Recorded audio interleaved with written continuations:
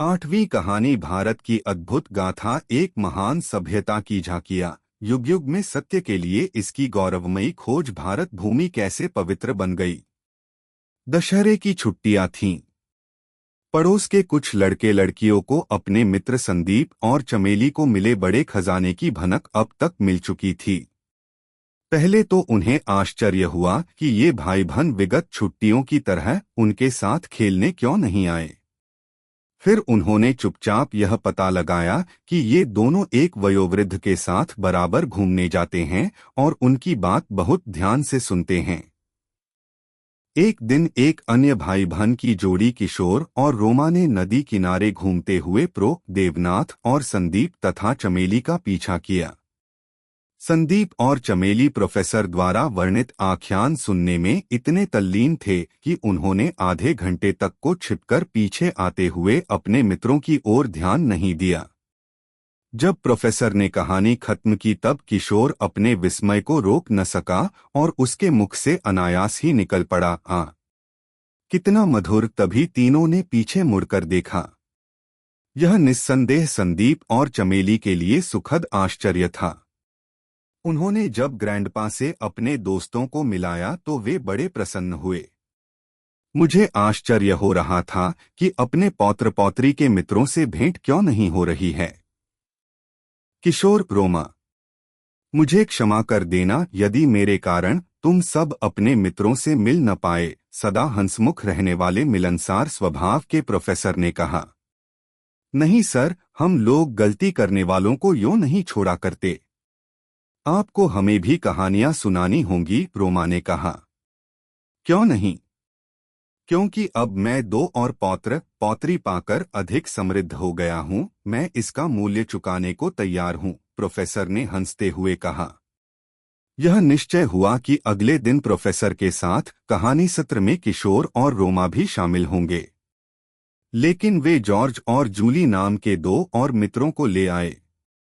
दिन ढलने लगा था। वे सब संदीप के माता पिता की कोठी के लॉन की मखमली घास पर बैठ गए।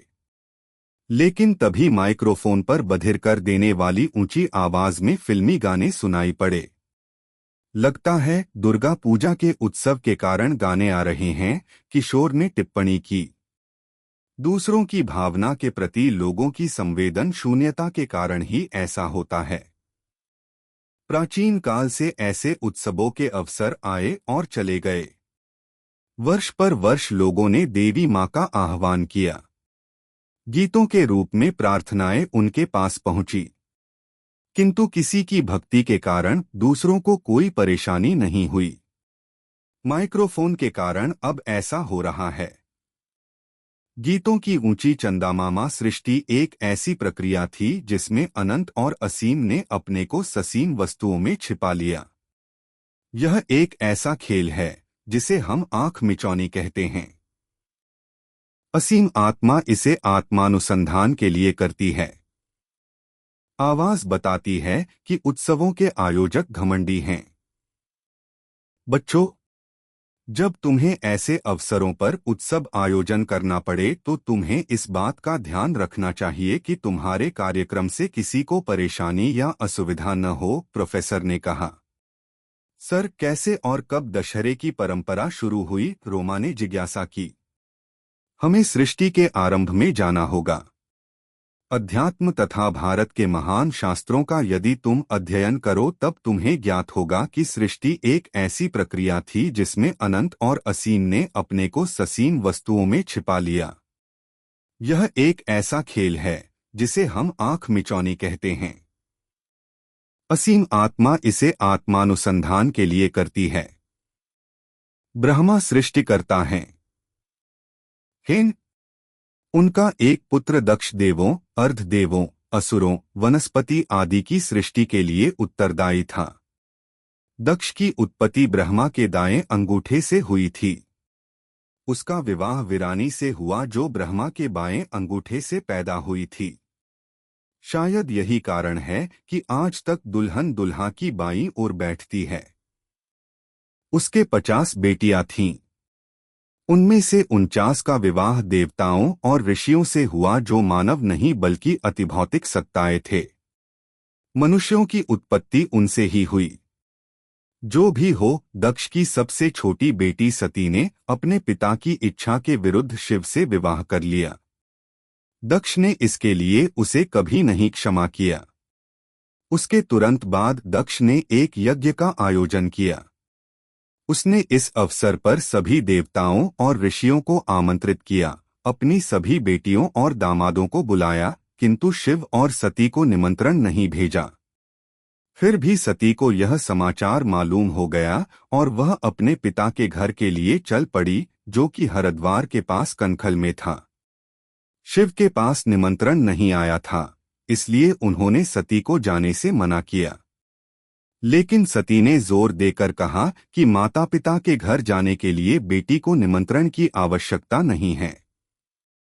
दुर्भाग्यवश दक्ष सती को देखते ही शिव के लिए अपमानजनक शब्दों का प्रयोग करने लगा। वह कहने लगा कि शिव आवारा है, खानाबदोश है, वेशभूषा ठीक नहीं रखता और भूत प्रेतों का स्वामी है। सती पति का अपमान सह न सकी और यज्ञकुंड में कूदकर जल मरी। सभी इस अप्रत्याशित घटना से चकित रह गए। कुछ भूतों ने, जो सती के साथ रक्षक बनकर आए थे, कैलाश जाकर यह दुखद समाचार शिव को बताया। शिव ने क्रोधित होकर अपनी एक जटा पृथ्वी पर पटक दी। इससे एक सहस्रबाहु असुर वीरभद्र प्रकट हुआ। वीरभद्र ने कंखल आकर घोर उपद्रव मचा दिया और यज्ञ को नष्टभ्रष्ट कर अतिथियों को खदेड़ दिया। तुरंत शिव भी वहां आ पहुंचे। उन्होंने अपने त्रिशूल से दक्ष का सिर काट दिया। जब शिव का क्रोध शांत हुआ, तब उसके कंधे पर बकरे का सिर जोड़ दिया गया। शिव सती के शरीर को अपने कंधे पर रखकर और सब कुछ भूलकर पूरे देश में भ्रमण करते रहे। विष्णु ने सती के शरीर को अपने सुदर्शन चक्र से खंड खंड काट दिया। वे अलग अलग स्थानों पर गिरे। सती वास्तव में मां भगवती स्वयं थीं, जो बड़े ऋषियों को ज्ञात था। जहां जहां सती का अंग गिरा, वहां वहां उनकी पूजा का स्थल बन गया। ऐसे पवित्र स्थल कश्मीर से कन्याकुमारी तक अनेक बन गए। इसीलिए स्थूल भौतिक स्तर पर भी भारत की भूमि पावन मानी जाती है। यह इतने सुदूर अतीत में घटित हुआ कि मां भगवती की पूजा की प्राचीनता का कोई लिखित काल विवरण नहीं है। इसी की शक्ति दुर्गा, काली, चंडी तथा कई अनेक नामों व गुणों के रूप में अवतरित होती है। क्या यह आख्यान है? चमेली ने पूछा। आख्यान कह सकते हो, लेकिन इसे पौराणिक कथा कहना अधिक उपयुक्त होगा। पौराणिक कथा ऐसी प्राचीन कहानी होती है जिसमें कोई महान सत्य छिपा रहता है। ऐसी प्राचीन कथाओं के संग्रह या अध्ययन को पुराण शास्त्र कहते हैं। भारतवर्ष इस शाख में बहुत समृद्ध है। इतना कहकर ग्रैंडपा कुछ प्रमुख आगंतुकों से मिलने के लिए खड़े हो गए। हम कुछ और पौराणिक कथाएं कब सुन सकते हैं? सर अशोक ने प्रश्न किया। जब तुम्हारी इच्छा हो, प्रोफेसर ने हंसते हुए कहा।